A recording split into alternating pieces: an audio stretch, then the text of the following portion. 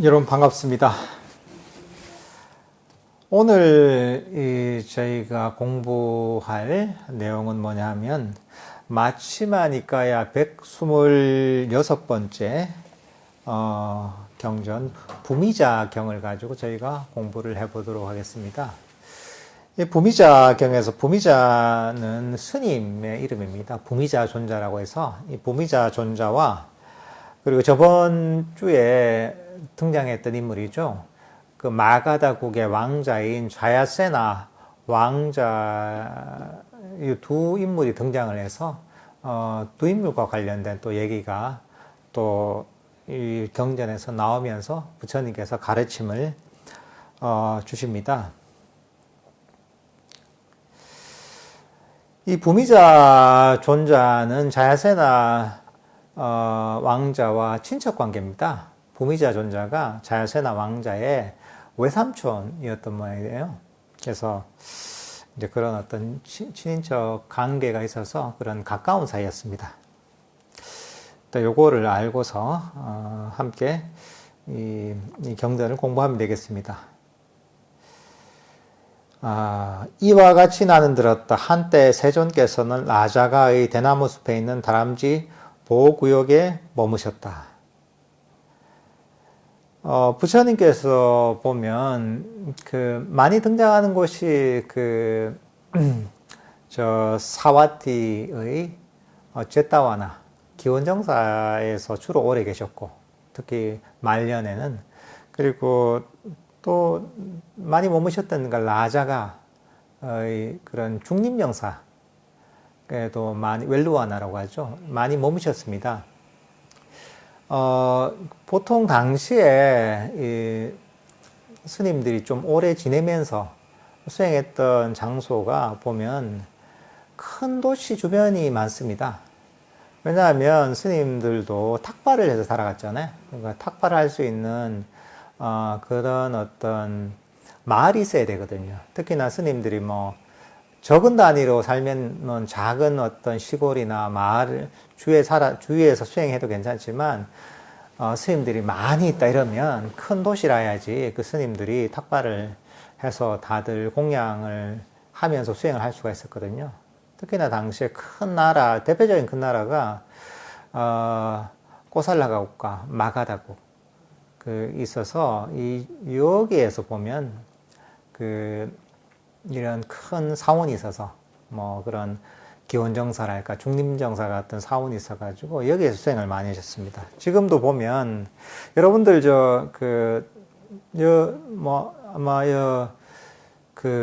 여러분들 중에 성지순례 가보신 분들도 아마 있을 겁니다. 가보면 이 마가다국, 그러니까 이제 라즈길이라는 곳에 있거든요. 현재 지명으로는. 거기 가보면 지금도 이제 약간 옛날 유적이 남아있고 또 주위를 둘러보면 주위가 산으로 둘러싸여 있습니다. 산으로 둘러싸여 있고 이런 어떤 사원을 만들어서 살기도 했고 때로는 산에 또 동굴이 많거든요. 동굴 같은 데서 수행을 하면서 그러면서 이제 이 도심으로 새벽에 탁발을 나와서 탁발을 해서 다시 수행차로 가서 이제 다시 수행을 하기에 아주 적절한 그런 환경이거든요. 우리가 많이 알고 있는 저런 영축산 아시죠? 영축산. 영축산 많이 나오잖아요. 경전에 많이 등장하잖아요. 그게 보면 마가다국 왕사성에서 그렇게 멀지 않습니다. 아마 걸어서 한 1시간 안쪽으로 갈 것 같아요, 아마. 그러니까, 거기도 보면, 영숙산에도 보면 동굴 같은 데가 많이 있거든요. 그래서, 비도 피할 수 있고, 또 더위도 피할 수 있고, 소음도 없는 그런 동굴에서 수행할 수 있는 그런 환경이 됐기 때문에, 그런데 수행하시다가 이제 아침이 되면, 저 도시로 탁발을 나와서 탁발을 해서 가서, 공양을 하고 다시 수행을 할 수 있는 그런 어떤 환경이 되게 좋았던 것 같아요. 부미자 존자는 오전에 온몸의새를 가다듬고 바루와 가사를 수하고 자야세나 왕자의 거처로 갔다. 가서는 마련된 자리에 앉았다. 그러자 자야세나 왕자는 부미자 존자를 뵈러 갔다. 뵙고서는 부미자 존자와 함께 환담을 나누었다. 유쾌하고 기억할 만한 이야기로 서로 담소를 하고 한곁에 앉았다. 한곁에 앉아서 자야세나 왕자는 부미자 존자에게 이렇게 말했다. 그러니까 이 부미자 존자가 자야세나 왕자를 찾아간 거죠. 아마 이게 뭐 공양청을 했을 수도 있고, 또는 뭐 한번 탁발을 와달라고 얘기를 했을 수도 있겠죠, 이게. 또 가까운 사이니까, 이게. 그래서 이제 자야세나 왕자가 어떤 질문을 하냐면, 이렇게 질문을 합니다. 어떤 사문 바라문들은 이런 주장과 이런 견해를 가지고 있습니다. 이 자야세나 왕자가 보면, 그래도 완전히 이제 불교에 기이한 정도는 아니지만 그래도 관심이 많았던 것 같아요. 그리고 주위에 이런 스님들을 자주 만날 수 있는 기회가 있다 보니까 본인이 궁금한 게 있으면 스님들 뵐 때마다 자주 여쭙나 봐요. 자야세나 왕자가 이런 질문을 합니다. 염원을 가지고 청정 범행을 닦더라도 그 결실을 얻을 수 없다. 이게 다른 어떤 사문이나 수행자들이 이런 얘기를 한다는 거죠. 염원을 가지고 청정 범행, 수행을 하더라도 이 수행의 결과를 얻을 수 없다. 이렇게 주장하기도 하고, 다른 어떤 사문이나 바라문들이. 염원을 가진다는 건 뭐냐면, 바란다는 거죠. 뭔가 기대하면서, 때로는 수행적으로 얘기하면, 발언을 하면서, 깨달아야지. 어떤 경기를 성취해야지. 꼭 뭔가 이뤄야지. 얻어야지. 이건 염원이잖아요. 그죠? 발언이라고 할 수도 있는 것이고, 또는 기대라고 할 수 있는 것이고. 근데 그렇게 하더라도, 결실을 얻을 수 없다. 이렇게 얘기하기도 하고, 염원을 가지지 않고 수행을 하더라도 그 결실을 얻을 수 없다고 얘기하기도 하고. 그러니까 바라지 않고서 아무것도 바람이 없으면서, 목표가 없으면서 그냥 청정 범행을 닦더라도 그 결실을 얻을 수 없다. 이렇게 얘기하기도 하고, 때로는 염원을 가지기도 하고 가지지 않기도 하면서 그런 청정 범행 수행을 닦더라도 그 결실을 얻을 수 없다. 때로는 뭔가 이 수행을 하는데 뭔가 목표나 확실하게 뭔가 이제 결실을 바라면서 하기도 하고, 때로는 그냥 하기도 하고, 이렇게 하더라도 그 결실을 얻을 수 없다고 얘기를 하기도 하고, 염원을 가지는 것도 아니고 안 가지는 것도 아니고 애매하게 그냥 이렇게 수행을 하더라도 그 결실이 없다. 이렇게 이제 다른 어떤 외도의 수행자들이 이렇게 얘기를 하는데 이해가 안 되잖아요. 그죠? 도대체 그게 무슨 얘기인지 알 듯 말 듯, 옛날이나 지금이나 비슷한 것 같아요. 보면 잘 모르면 옛날이나 지금이나 도대체 이게 뭔 소린가 이제 이해가 안 되도록 설명을 했던 건 예나 지금이나 똑같은 것 같아요. 그래서 이게 무슨 얘기인가 이해가 안 되니까 이 본인의 소가로 치면 외삼촌이 되시는 부미자 스님이 오시니까 여쭤본 거죠. 부미자 존자님의 스승께서는 어떻게 말씀하시고 어떻게 설명하십니까?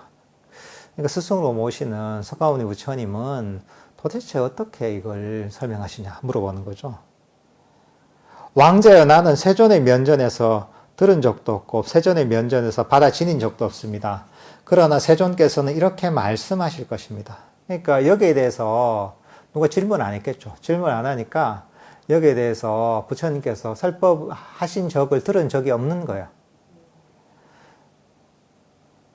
그렇지만 이제 알 수 있는 거죠. 왜냐하면 부처님께서 가르침을 주실 때 그냥 랜덤으로 그냥 생각나는 대로 하시는 분이 아니거든요. 법에 기본 원리가 있거든요.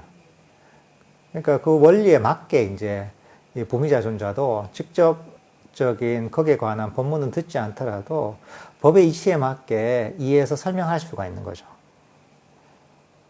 그래서 이제 부처님께서는 아마 이렇게 말씀하실 겁니다. 이렇게 얘기합니다. 비록 염원을 가지더라도 지혜롭지 못하게 청정 범행을 닦으면 그 결실을 얻을 수 없다. 염원을 가지지 않고 수행하더라도 지혜롭지 못하게 수행하면 그 결실을 얻을 수 없다. 염원을 가지기도 하고 가지지도 않기도 하면서 청정보명 수행을 닦더라도 지혜롭게 청정보명을 지혜롭지 못하게 청정보명을 닦으면 그 결실을 얻을 수 없다. 그리고 염원을 가지는 것도 아니고 가지지 않는 것도 아니어도 지혜롭지 못하게 청정보명을 닦으면 그 결실을 얻을 수 없다.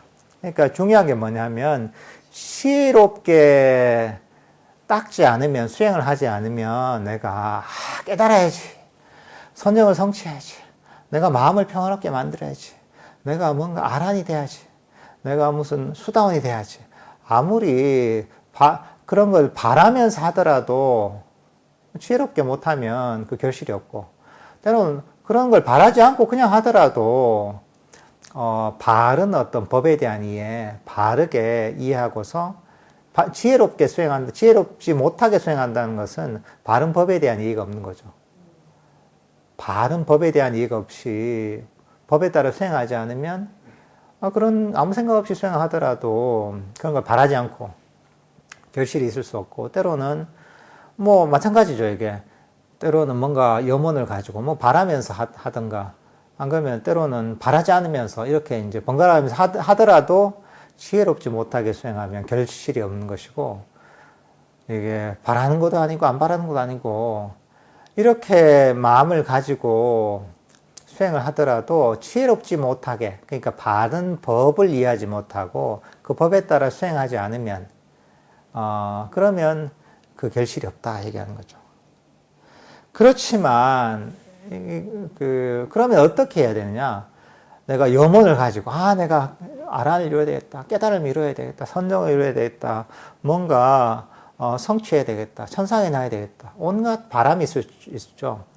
그런 어떤 염원을 가지고 수행을 하더라도 지혜롭게 만약에 청정범행을 닦고 수행을 하면 그 결실을 얻을 수 있다는 거죠.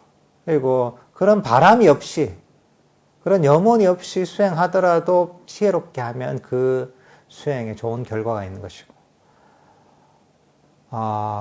바라기도 하고 바라지도 않기도 안 하면서 그러면서 수행을 하더라도 지혜롭게 하면 그 결실이 있는 것이고, 바라는 것도 아니고 바라지 않는 것도 아니면서 이러면서 이 수행을 하더라도 지혜롭게 법을 제대로 이해하고 법에 따라 수행을 하면 그러면 그 수행에 결실이 있다. 이렇게 이제 부처님께서 말씀하실 것이다 라고 설명을 합니다. 그러니까 이제 자야세나 왕자가 그걸 듣고 이렇게 얘기합니다.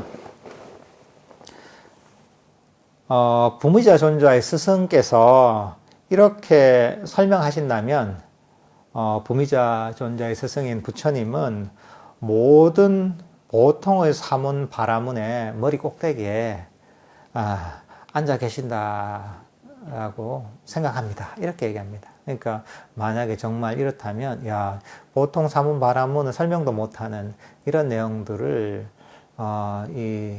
정말 정확하게 그리고 이제 수준 있게 이제 설명하니까 이게 다른 사문이나 바라문의 머리 꼭대기에 앉아 있다고 얘기할 수 있겠습니다. 이렇게 얘기합니다. 그 다음에 이제 이 부미자 그 존자가 또 이제 탁발에서 돌아와서 부처님을 뵙죠. 부처님을 뵙고 나서 이 자초지정을 얘기합니다. 그 오전에 이 자야세나 왕자를 만나서 아까처럼 그런 질문을 받아서 그래서 제가 이런 본문을 해줬습니다. 라고 제가 이게 제대로 한 게 맞습니까? 혹시 내가 잘못 설명한 건 없습니까? 이렇게 이제 부처님께 여쭈어봅니다. 그래서 보니까 이제 부처님께서 얘기하시죠. 제대로 잘 설명했다. 정말. 정말 이제 내가 생각하는 대로, 내 의도대로 잘 설명을 했다. 이렇게 얘기하십니다. 그 다음에 이걸 좀 더 자세하게 설명하십니다. 우리가 지혜롭게 수행을 한다 그랬잖아요. 또 처음에는 지혜롭지 못하게 수행을 하면 어떤 원하든 원하지 않든 어떤 염원을 가지든 가지지 않든 바론을 어떤 원을 가지든 원을 가지지 않든 지혜롭지 못하게 수행하면 그 수행에 결실이 없는 것이고, 내가 어떤 염원을 가지든 어떤 원을 가지든 가지지 않든 지혜롭게 수행을 하면 그 제대로 된 결실이 있다라고 했잖아요. 근데 지혜롭게 수행한다는 것, 그리고 지혜롭지 수행하지 못한다는 거 보면 조금 애매하잖아요. 이 부분을 자세하게 부처님께 설명하시는 겁니다. 어떤 사문이나 바라문들이 그들이 그릇된 견해, 그릇된 사유, 그릇된 말, 그릇된 행위, 그릇된 생계, 그릇된 정진, 그릇된 마음 챙김, 그릇된 삼매를 가졌다면, 그러니까 팔정도에서 반대되는 거죠. 잘못된 견해, 잘못된 사유, 잘못된 마음가짐이죠. 잘못된 말, 잘못된 행위, 잘못된 생계,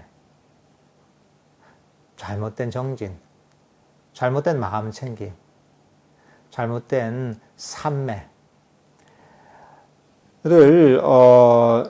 가지고서 이 수행을 한다면 그 수행자들이 내가 엄청 깨달아야지, 정말 열심히 해야지, 선정을 얻어야지, 뭔가 내가 금생에 내가 수다원이 돼야지, 온갖 염원을 가지거나 안 그러면 그런 생각 없이 그냥 하든 그거 갖고 관계없이 결국은 그 결실을 얻을 수 없다. 무슨 까닭인가? 그것은 바른 결실을 얻을 수 있는 적절한 방법이 아니기 때문이다. 이렇게 얘기하십니다.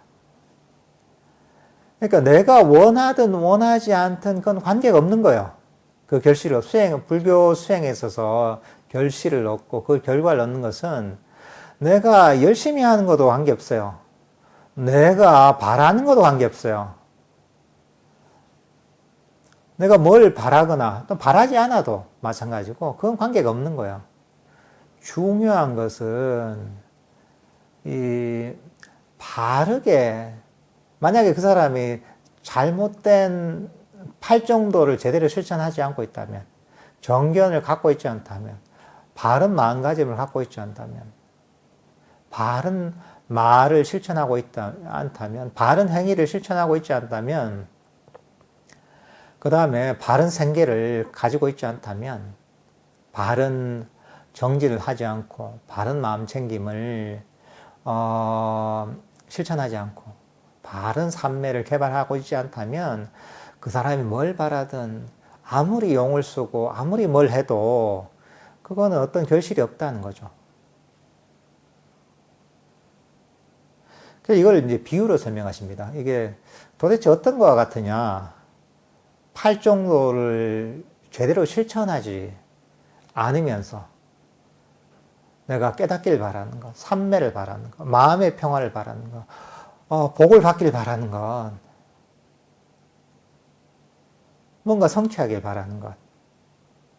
이건 어떤 것이냐?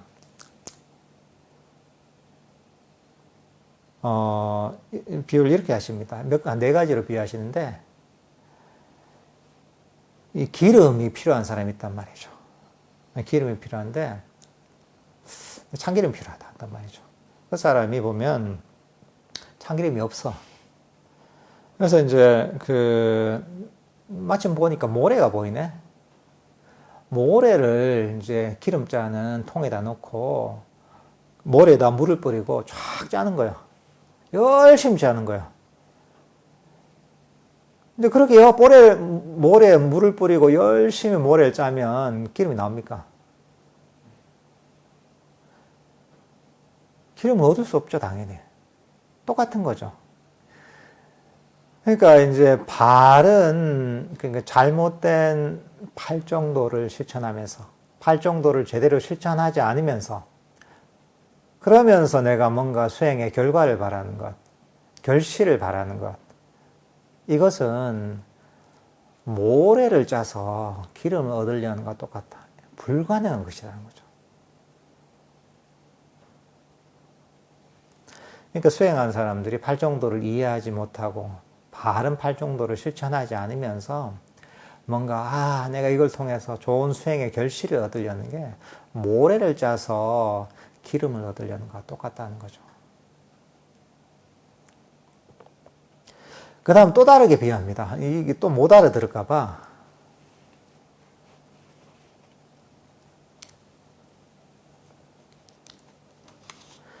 그러니까 이제 우유가 필요한 사람이 있는데, 우유가 필요한 사람이 우유를 얻으려고 찾다가 이 최근에 이제 새끼를 낳은 암소를 발견해요. 암소를 발견하고 나서 그 다음에 이제 암소 뿔이 있잖아요. 뿔을 열심히 짜는 거예요, 이게. 뿔을 열심히 짠단 말이죠. 뿔을 열심히 짜는데 그럼 거기서 우유가 나옵니까? 뿔이 아무리 열심히 짜더라도, 아무리 어떤 방법을 써서 뿔을 짜더라도 우유는 얻을 수 없는 거예요. 그러니까 잘못된 삿된 팔정도를 실천하면서 수행의 결과, 결실을 얻으려는 거는 그 암소의 뿔을 열심히 짜서 우유를 얻으려는 것 같다라고 얘기하십니다. 불가능한 거죠. 아예 불가능한 겁니다. 어떤 방법을 써도.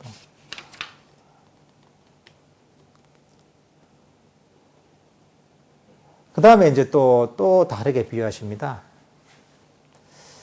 당시에는 보면 우유를 가지고 뭘 많이 만들었거든요. 그 버터랄까 이런 것들을 많이 만들었어요, 당시에는.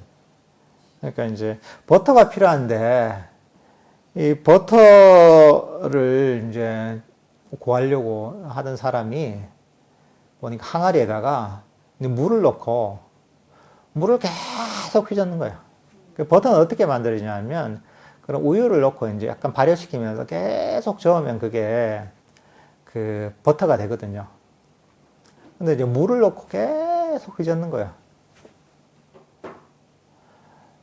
그럼 아무리 내가 열심히 물을 휘저어도 물이 버터가 되진 않는 거죠. 그러니까 이게 이 잘못된 팔정도를 제대로 실천하지 않으면서, 그러면서 수행에 좋은 결실을 얻으려는 것은 물을 열심히 휘저어가지고 거기서 버터를 얻으려고 한 것 같다. 이렇게 얘기하십니다. 그 다음 또 이제 또 비유를 하세요. 이제 불이 필요한 사람이 있단 말이죠. 불이 필요한 사람이, 당시에는 보면 부싯돌을 이렇게 탁 해서 불을 붙였단 말이죠. 그 불이 필요한 사람이 있는데, 불이 필요한 사람이 완전히 젖은 나무 있잖아요. 생나무 토막에다가 부싯돌을 가지고 열심히 그 부싯돌을 가지고 부딪혀가지고 불꽃을 일으켜서 불을 내려고 해도, 불을 붙이려고 하는 것과 똑같다고 합니다.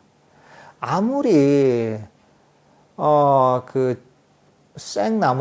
젖은 생나무 토막에다가 부싯돌을 가지고 불꽃을 튀겨도 불이 붙을 수가 없거든요. 마찬가지로 팔정도를 이해하지 못하고 제대로 실천하지 않는 사람이 수행의 결실을 얻으려는 것은 아무리 애를 쓰고 아무리 온갖 방법을 써도 그 결실을 얻는 것은 불가능하다는 거죠. 왜냐하면 젖은 생나무 토막에다 불꽃을 붙여서 그 불이 안 붙는 것처럼, 마찬가지로 바르게 팔정도를 실천하지 않으면 그 수행의 발전이 이루어질 수가 없다는 거죠. 근데 이제 만약에 그럼 수행의 결실을 얻으려면 어떻게 되는 거죠? 그럼 지혜롭게 수행을 하고 청정 범행을 실천하는 것은 어떤 것이냐? 정확하게 얘기하십니다. 바른 견해, 바른 사유, 바른 마음가짐이죠. 바른 말, 바른 행위, 바른 생계, 바른 정진, 바른 마음 챙김, 바른 삼매를 가지고 있다면, 그것을 실천한다면 그 사람이 내가 뭔가 염원을 가지고, 원을 가지고, 내가 깨달아야 되겠다, 삼매를 얻어야 되겠다, 뭔가 성취해야 되겠다, 이런 원을 가지고 수행을 하든, 그런 게 없이 내가 수행을 하든, 때로는 그런 생각을 가지고, 그런 원이나 염원을 가지고 하고, 때로는 그런 생각 없이 하든, 이것도 저것도 아니고 그냥 팔 정도만 실천하든, 어쨌든 간에 그 모든 케이스에 팔 정도를 바르게 실천한다면 그 결실이 있다고 얘기하십니다. 그러니까 우리가 이 불교 수행을 잘 이해해야 됩니다. 열심히 하는 게 사실 중요한 게 아닌 거예요, 이게. 여기서 얘기하는 게. 팔 정도 바른 수행의 길을 이해하고 이것을 잘 실천하느냐, 실천하지 않느냐가 중요한 거예요, 이게. 내가 하루에 한 10시간씩 꽉 앉아가지고 열심히 하는 게 중요한 게 아닙니다. 아, 내가 정말 금생에 깨달아야지. 그게 중요한 게 아닙니다. 그런 마음을 갖는 게 중요한 게 아니에요. 중요한 건 뭐냐 하면 팔정도, 부처님께서 얘기하신 팔정도를 이해하고 그것을 실천하는 게 중요한 거야. 왜냐하면 이게 그냥 그 인과법인 거야.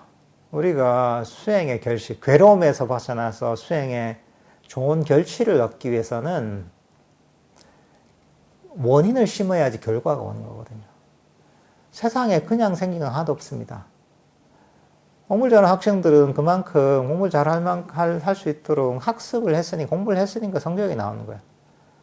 돈을 버는 사람들은 어쨌든 간에 뭘 통해서 돈을 벌어서 저축을 하거나 어쨌든 돈을 모았으니까 부자가 되는 거예요, 이게. 운동을 잘하는 사람들은 그만한 운동에 원인이 쌓여서 그 다음 몸, 신체가 개발되면서 운동을 잘하는 거죠. 마찬가지로 우리가 이 괴로움에서 벗어나서 수행을 통한 좋은 어떤 결실, 괴로움에서 벗어난 좋은 결실을 얻기 위해서는 원인을 심어야 되는 거죠. 그 원인이 바로 팔정도라는 거죠. 그러니까 불교적으로 뭔가 좋은 거를 얻으려면 팔정도를 실천해야 되는 거죠. 그러니까 그걸 뭐랄까 이제 목표를 가지고 하든 목표를 가지고 하지 않든 그 중요하지 않은 거죠. 어쨌든 그런 실천을 하면 팔정도를 실천하면 그게 원인이 돼서 수행에 좋은 결과와 결실이 있다는 거죠, 이게. 그 정견이라는 게 뭡니까? 정견이라는 게 법을 제대로 이해하는 것. 뭐 어떤 측면에서 보면 사성제를 제대로 이해하는 것. 법을 제대로 이해해야지 그 길을 알 수가 있잖아요. 괴로움이 무엇인지, 괴로움의 원인이 무엇인지, 괴로움에 소멸된 경기가 어떤 것인지, 괴로움의 소멸에 이르는 길이 어떤 것인지, 그걸 정확하게 알아야지 우리가 제대로 된 길을 갈 수 있고 실천을 할 수가 있잖아요. 이제 그런 어떤 정견도 필요한 것이고, 그 다음 정사유라고 하죠. 이게 생각이 아닙니다. 어떻게 보면 바른 마음가짐이라고 할 수가 있습니다. 정사유는. 그 정사유가 뭐냐면 놓아버리고 부드럽고 친절한 어떤 마음의 태도예요. 마음가짐이에요. 그러니까 우리가 수행에 바른 좋은 결실을 얻으려면 바른 마음가짐, 정사유를 실천해야 되는 거죠. 그러니까 막 움켜쥐고 얻으려고 이런 마음을 버리고 막 남들을 해코지하고 또는 불만족을 가지고 뭔가 이런 어떤 부정적인 마음을 버리고 부드럽고 친절한 마음을 가져야 된다는 거죠. 그런 마음의 태도를 가져야지 이게 우리의 수행이 발전하고 수행의 결실을 얻을 수가 있다는 거죠.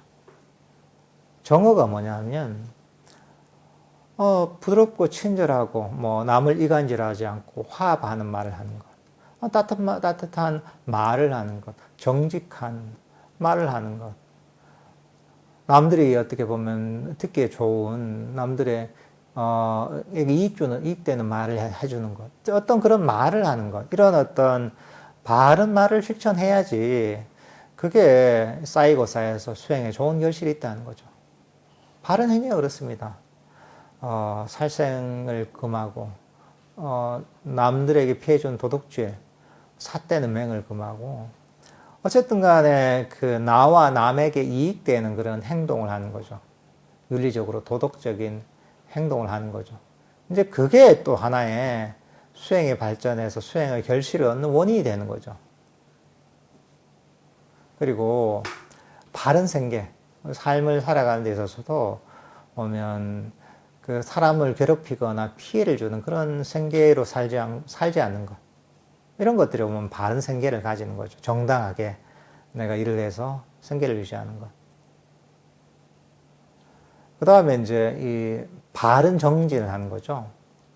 바른 정진이 뭡니까? 선법을 개발하고 불선법을 버리는 게 바른 정진입니다. 탐진치를 버리는 게 바른 정진입니다. 원함을 버리고 불만족을 버리고 썩냄을 버리고 만족하는 게 바른 정진이에요. 이제 그렇게 이제 선법을 개발하면서 그런 걸 실천하는 게 바른 정진이고 그 바른 정진을 통해 바른 마음 챙김이 개발됩니다. 그리고 바른 삼매가 개발됩니다. 그러니까 이런 팔정도를 잘 이해하고 이것들을 잘 실천하다 보면 그러면 이게 내가 뭔가 좋은 결실을 얻고 싶든 얻고 싶지 않든 거기에 대해서 생각을 하든 생각을 하지 않든 결국은 좋은 결실을 얻게 돼 있다는 거죠, 이게.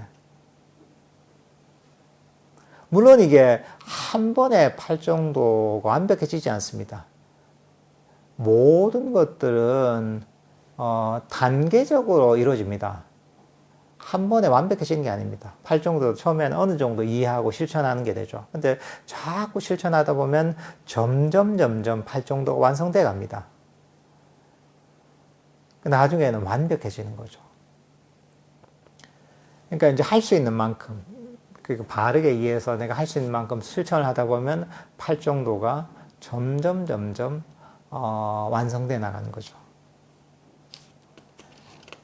이제 이렇게 이제 바르게 팔정도를 이해해서 실천하는 건 어떤 것이냐, 이 비유를 하십니다. 기름이 필요한 사람이 참깨를 통 속에 넣고서 이것을 짜서 참기름을 얻는 것 같아 이겁니다. 참깨를 넣어서 짜면 기름이 나옵니다. 저도 이제 시골에서 보면 기름을 짜곤 했는데 그 신기하더라고요, 보니까. 이게 참깨를 넣으니까 그게 기름이 생각보다 너무 많이 나오는 거예요, 이게. 옛날에도 이렇게 짰던 거죠, 이게. 그러니까 기름을 넣어서 참깨를 넣어서 짜면 당연히 기름이 나옵니다. 이치가 그런 거죠. 나오게 돼 있는 거예요, 그냥. 열심히 짜면 내가 참 기름을 원하든 원하지 않든 그걸 얻게 돼 있는 거예요, 그죠? 기름이 나오게 돼 있습니다. 팔정도를 수행한 이것과 같다는 거죠. 내가 좋은 결과를 원하든 수행의 결실을 원하든 원하지 않든 수행의 결실을 알고 있든 모르고 있든 결국은 그 좋은 결실이 생기게 돼 있다는 거죠. 그러니까 이제 팔정도를 정확하게 이해해서 바르게 실천하는 게 너무나 중요한 겁니다, 이게. 불교라는 게 사실 대충 되는 게 아닙니다. 대충 그냥 앉아있고, 대충 그냥 모호하게 알고 있고, 대충 뭐 공하다고 알고 있고, 대충 그냥 뭘 보고 이래서 되는 게 아닙니다. 부처님께서 가르치신 정확한 실천법이 있는 겁니다. 경전에서 이렇게 얘기하시잖아요. 이게 기준이에요. 우리가 온갖 불교계에서 온갖 얘기를 다 듣습니다. 세월이 지나다 보니까 별 얘기가 다 나와요. 불교가 2600년이 됐잖아요, 벌써. 그러니까 그 뒤에 온갖 그 원래 순수한 부처님의 가르침, 그 기준이 많이 희석이 됐어요. 그게 뭐가 정확한 부처님의 가르침이고 무엇이 이 불법의 기준인지, 수행의 기준인지를 사람들이 모릅니다. 이 사람은 이 얘기하고 저 사람은 저 얘기하고 하다 보면 뭐 이 얘기 들으면 저게 맞는 것 같고 저 얘기 들으면 저게 맞는 것 같고 한단 말이죠. 그러면 기준이 없는 거예요, 그냥. 근데 그런 어떤 이 근거가 없는 기준이 아니라 석가모니 부처님께서 가르치신 이 정확한 기준을 가져야 됩니다. 이 기준을 가지고 다른 모든 것들을 판단해야 되는 거예요. 다른 게 기준이 되면 안 됩니다. 내가 어디서 들었는데 그게 기준이 되면 안 됩니다. 석가모니 부처님께서 남기신 건 역사적인 가르침이에요. 증거가 남아있잖아요, 이게. 이 가르침을 기준으로 해서 여기 이 가르침을 정확하게 이해하고 여기에 따라 실천하는 것이 바로 이제 이 부처님의 가르침을 제대로 이해하고 제대로 된 길을 가게 되는 겁니다. 이렇게 바른 어떤 발정도를 이해하고 실천하면서 수행하는 것은 또 이렇게 비유하십니다. 우유가 필요한 사람이 최근에 새끼를 낳은 암소에게서 젖을 가지고 젖을 쫙 짜는 거죠. 그러면 어떻습니까? 젖에서 우유가 엄청 나오죠. 저도 이제 어릴 때 보면 젖 짜는 건 잘 볼 기회가 없거든요. 보면 그죠? 뭐 목장을 하지 않으면 내가 인도에 가서 보니까 그게 이해가 되더라고요. 당시에 제가 이 스라바스티, 기원정사가 아닌 스라바스티에 한국절에서 좀 있었거든요. 제가 성지순례 혼자 다닐 때 한 뭐 일주일, 한 10일 정도 있었나? 근데 거기에 있으면서 그때 마침 이제 같이 있었던 스님이 있었는데 그 스님이 한 달 정도 있었어요. 그래서 한 달 정도 그 절에 한국 절에 지내면서 계셨는데 그래서 이제 이게 한국으로 가기 전에 뭔가 하나 선물을 해주고 싶어서 내가 여기 보면 아침마다 짜이를 먹었거든요. 짜이를 먹었는데 거기서 짜이를 되게 맛있게 끓여줬어요. 근데 이 짜이를 끓이려면 우유가 많이 필요하잖아요. 그러니까 마을에서 항상 우유를 샀대요, 이게. 하루에 한 8리터에서 한 10리터 정도 마을에서 짠 우유를 사서 이제 그걸 가지고 이제 짜이를 끓였는데, 뭐 그럴 필요 뭐 있나. 근데 소 한 마리 사주면 되지. 이래가지고, 그 근처에 우시장 있어가지고, 우시장을 한번 같이 갔어요. 소를 사려고. 그러니까 이제 보면 거기서 젖이 제일 잘 나오는 그 소가 뭐냐? 버팔로예요, 버팔로. 버팔로가 약간 검은 색깔에 보면 이 버팔로가 있는데 이 버팔로가 보면 등치도 엄청 크고 그리고 그 우유가 엄청 많이 나온대요. 그래가지고 보면 이제 이 구경을 한 거죠. 이제 어떤 놈이 이제 제일 괜찮아 보이나 이러다가 이제 아주 등치도 크고 건강해 보이는 그 버팔로가 소가 있는 거예요. 그래서 이제 그걸 딱 찍어서 사는데 이제 거기 인도에서는 그 버팔로를 사면 새끼가 딸려와요. 왜냐하면 우유가 나오는 게 새끼가 있어 우유가 나오는 거야. 그러니까 그 버팔로를 사면 이제 새끼가 같이 오는 거야, 이제. 같이 와서 이제 그 소를 샀는데 근데 확실히 그 인도가 당시에 엄청 싸더라고요. 소값이. 우리나라 같으면 그게 못해도 한 1,000만, 2,000만 원? 이 정도는 할 것 같은데, 그 잔말이.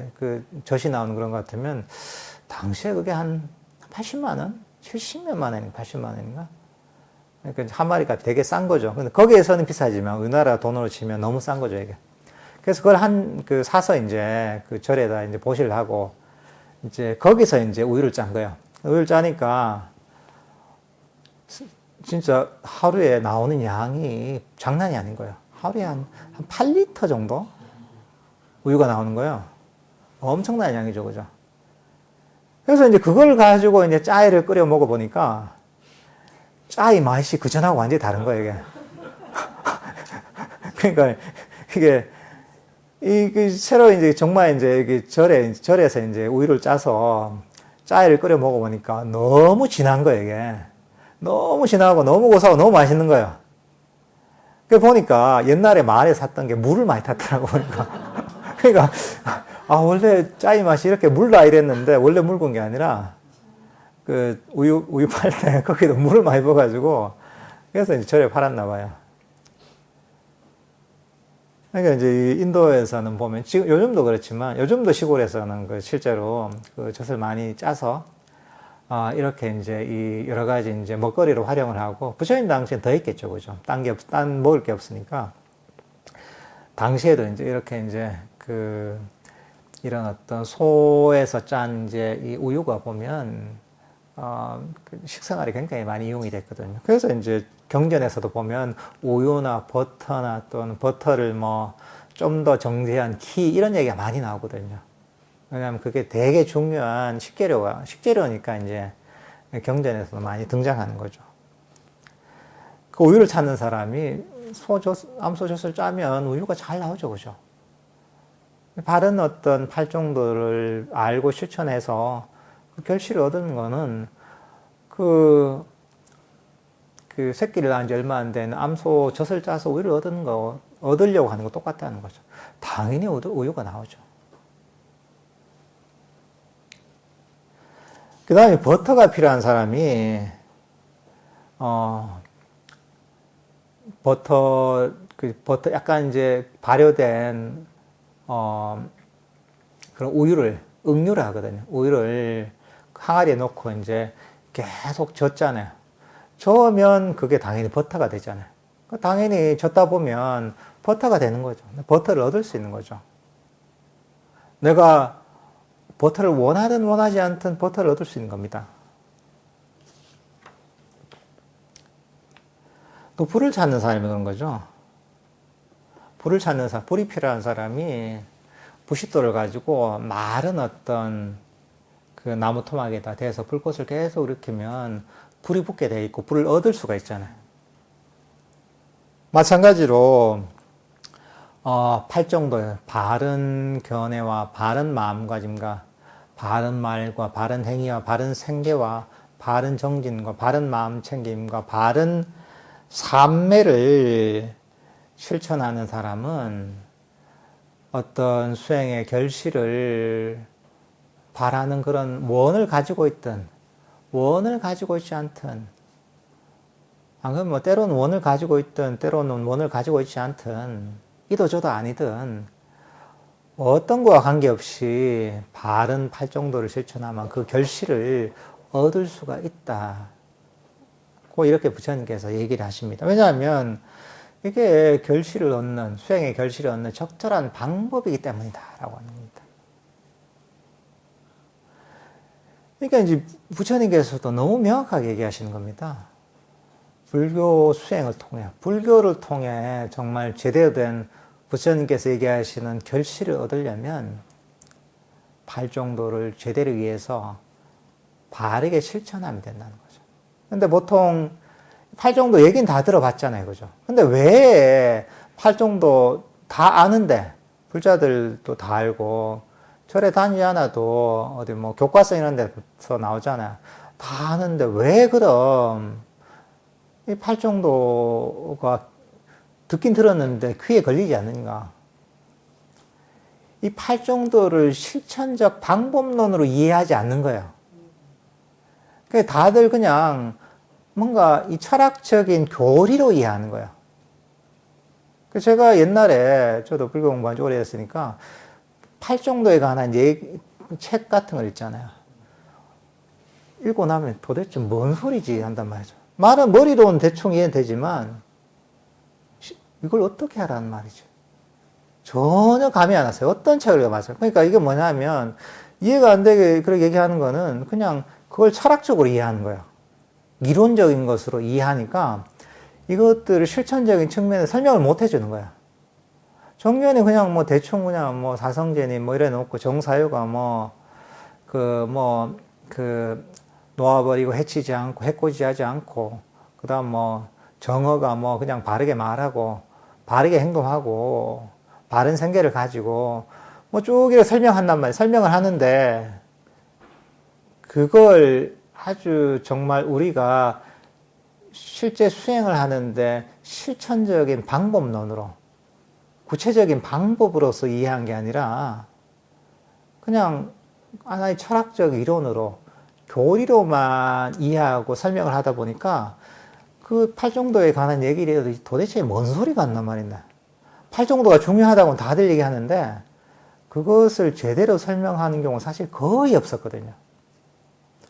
뭔 얘기인지 알 수가 없어요, 이게 보면. 근데 그게 뭐냐면 팔정도에 대한 제대로 된 이해가 없어서 그런 거예요. 실천 방법인 거예요, 이거는. 예를 들면 우리가 운동을 하는데 운동의 구체적인 방법인 거예요. 만약에 이제 수영을 잘 하려고 하는데 수영의 기술인 거예요. 이게 호흡을 어떻게 하고 팔을 어떻게 하고 물장구를 어떻게 하고 구체적으로 우리가 배워서 실천하면서 연습을 해서 내가 체득해야 될 마음의 기술인 거예요, 이게. 단순하게 이론이나 또는 철학이 아닌 거예요, 이게. 그러니까 사실은 이 팔정도를 그렇게 이해해야 됩니다. 그렇게 확실하게 이해해야지 이게 우리가 부처님의 가르침을 제대로 실천할 수가 있잖아요.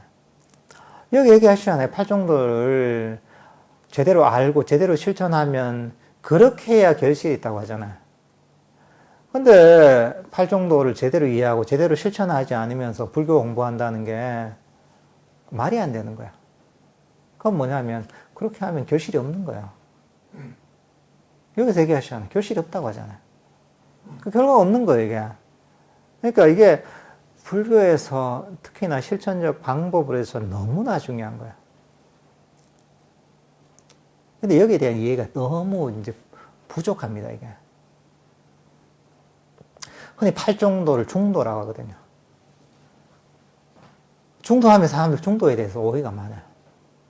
중도하면 뭔가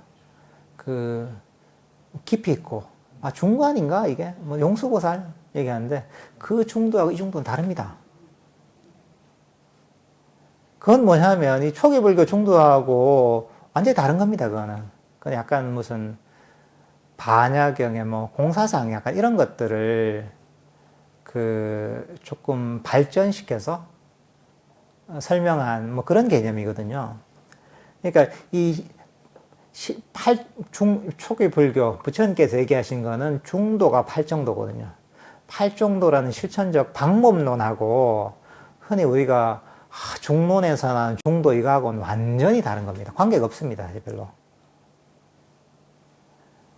그러니까 사람들이 되게 모호하게 생각하고 있는 거예요. 부처님께서 얘기하신 중도와 팔정도가 뭔지를 잘 이해하지 못하고 있어요. 보통 후대에 나오는 뭐 중론이나 이런 중도는 약간 철학적인 또는 사유적인 측면이 강해요, 이거는. 근데 이 부처님께서 얘기하신 팔정도, 이 중도는 너무나 실천적인 방법이에요. 이거는 마음을 연습시키는 기술이에요. 마음의 기술이 있는 거예요. 그 마음의 기술이 있고 이것들은 우리가 이해해서 마음으로 연습해서 체득을 해야 되는 거예요. 그렇게 해야지 팔정도를 제대로 실천하는 겁니다.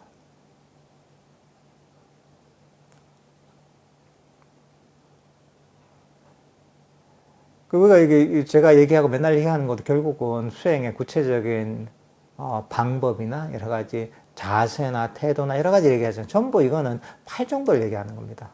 수행의 여러 가지 접근 방식들 또는 방법들, 마음의 태도들 또는 뭐 장애를 버리는 방식들, 그건 전부 팔정도의 어딘가에 다 속해 있는 겁니다. 그러니까 이런 부분들을 사실은 잘 이해해야 됩니다. 이번에 이제 이 부미자경을 공부하면서 이 팔정도의 내용이 얼마나 중요한 건지, 이게 바로 불교의 핵심이고, 그리고 불교 공부를 통해서, 불교 수행을 통해서 정말 제대로 된 결과를 얻고자 하면 이 팔정도를 정확하게 이해하고 정확하게 실천하는 방법밖에 없다는 거죠. 이걸 잘 인식을 해야 됩니다.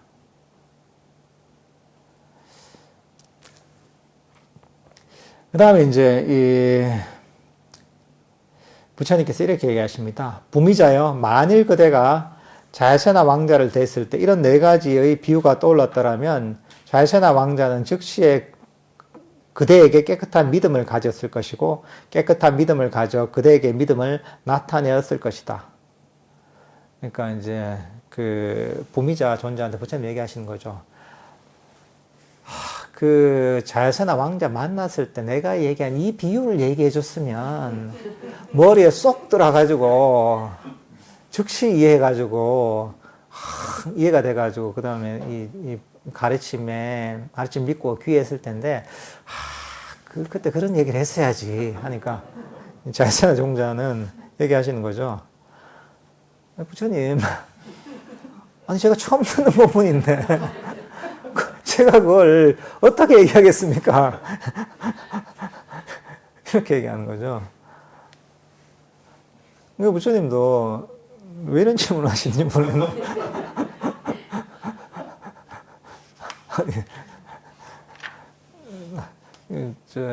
이런 비유로 못 가르치니까 배우는 거죠. 그러니까 이제 세존께서는 이와 같이 하시고 부미자 존조는 습족한 마음으로 세존의 말씀을 기뻐하였다. 이렇게 이제 부미자 경이 끝납니다.